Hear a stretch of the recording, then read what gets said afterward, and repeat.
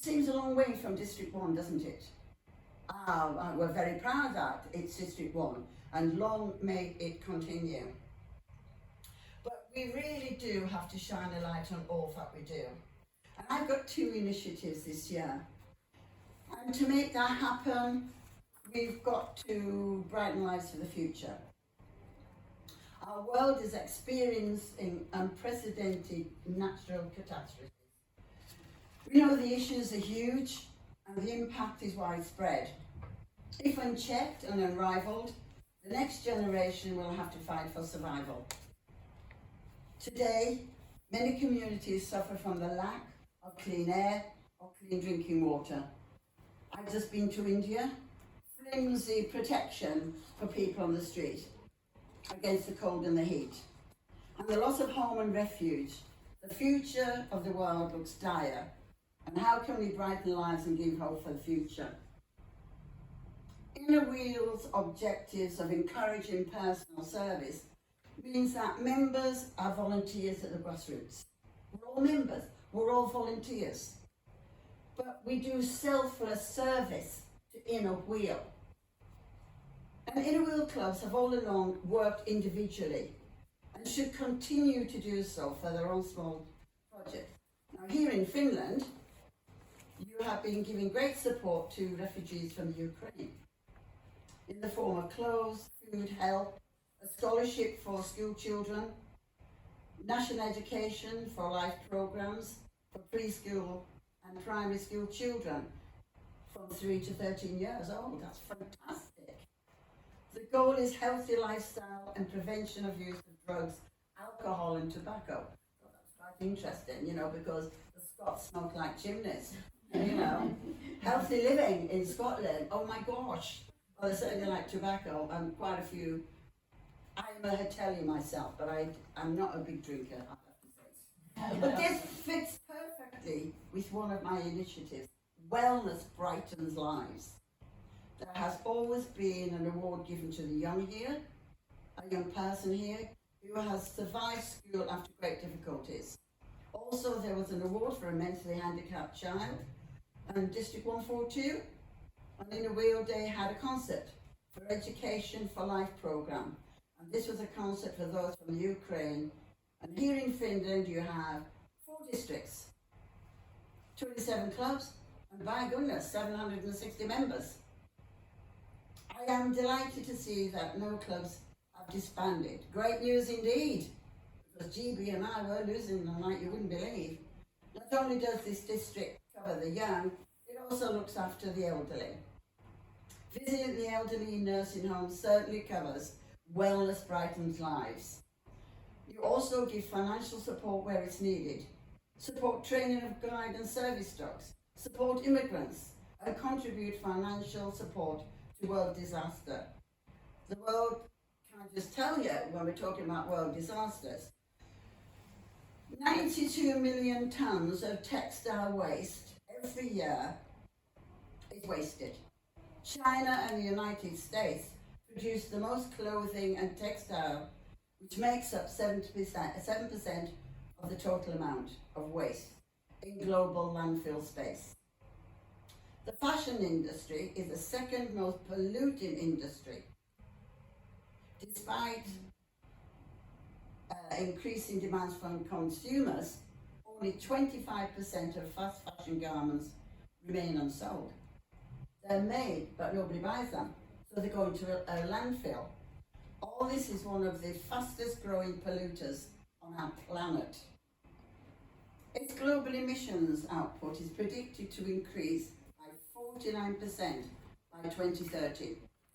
If nothing changes, shockingly, half of us throw unwanted clothes directly into the bin, rather than reselling them or giving them to charity. 27% of clothes women buy never have the tag removed and are left unworn. After wearing a garment 10 times, some are discarded. But thankfully, the eco-friendly clothing industry is likely to be the fashion's most expanding sector over the coming years. Green choices are now in vogue. and let's hope we keep it that way. Mental health brightens lives. There are increasing reports of mental illness, and I've been hearing about that today. We went to the Parliament, and the MP that we spoke to was a doctor, and she's now an MP. Delightful lady, Mia, Yes. this morning. She was lovely. Took her time to show us around the Parliament, and she was telling me and telling the rest of the girls just how bad it is here sometimes with mental illness. And I think maybe our children have suffered, not only in Finland but globally, with the lockdown, when they couldn't see their friends, they couldn't go out. The elderly were stuck in a flat. And I'm thinking of Dundee when I'm thinking of a one parent mother with 4 children. She's up high in a flat that's maybe 4 stories high. She can't go out with the children. Her wellness was just awful. I mean, she really has suffered in Dundee. We've got a lot of mentally ill women and children. Mental illness, stress, trauma, victimisation and displacement, which have resulted in the deterioration of mental health. At convention, I am supporting a charity called Beat Eating Disorders, a charity which supports those with eating disorders. Beat exists to end the pain and suffering caused by eating disorders. They are from all ages, genders and backgrounds. Eating disorders do not discriminate. Anorexia has the highest mortality rate of any mental illness. Eating disorders severely affect the quality of life for those who are suffering and those who care about them. They steal childhoods, devastate relationships, and pull families apart. But with the right treatment, they can be supported. My niece fell into anorexia when she was 14 years old. Now she is over 50, but she has this love-hate relationship with food. 2 of my closest friends have grandchildren who are suffering from anorexia. And it is really just one of those illnesses that is just quite devastating. And so we've got to campaign to make a difference to the lives of people suffering or being affected by eating disorders. Anorexia is a serious mental health condition, and people who have anorexia try to keep their weight as low as possible by not eating enough food or exercising far too much, or both. This can make them very ill because they start to starve.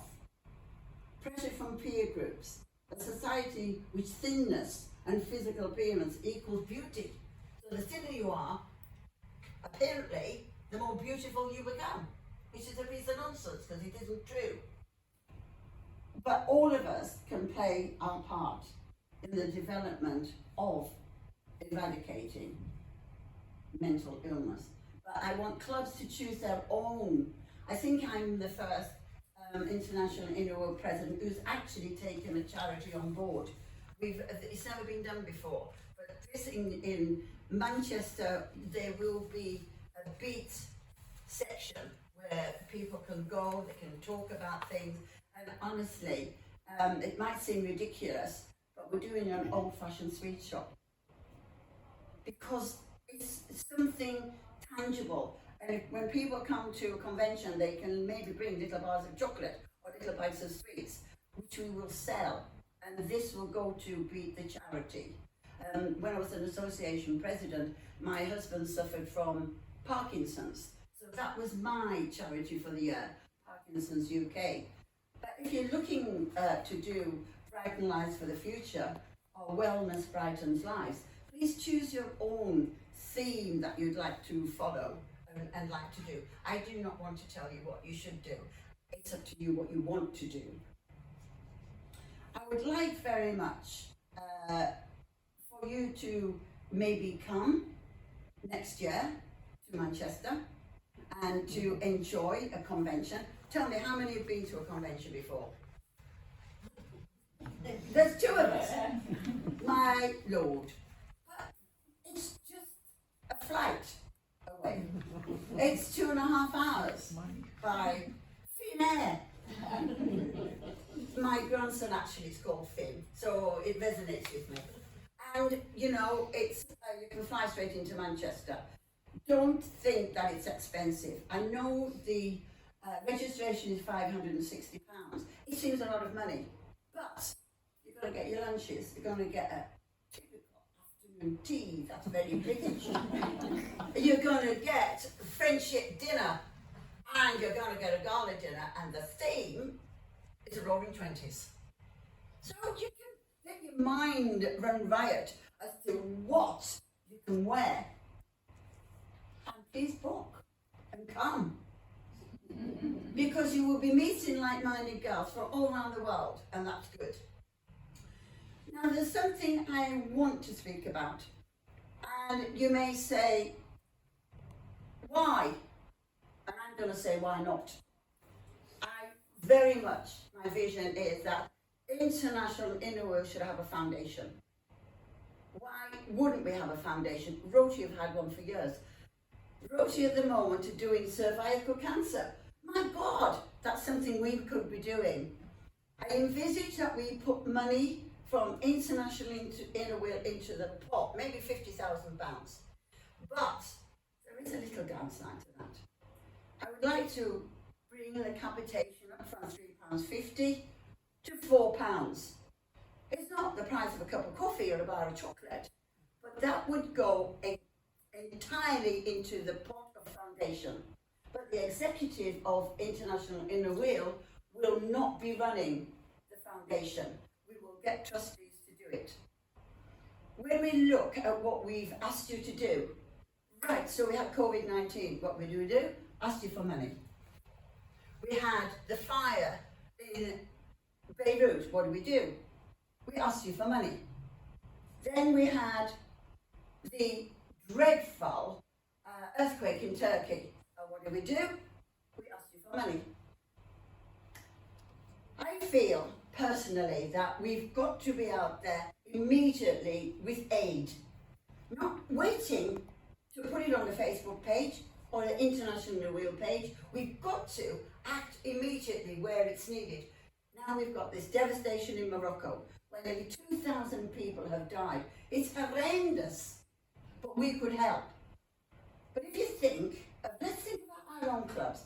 Let's think about Uganda, where the girl, the lady, wants to pay her £3.50 for her membership, but her husband's a farmer.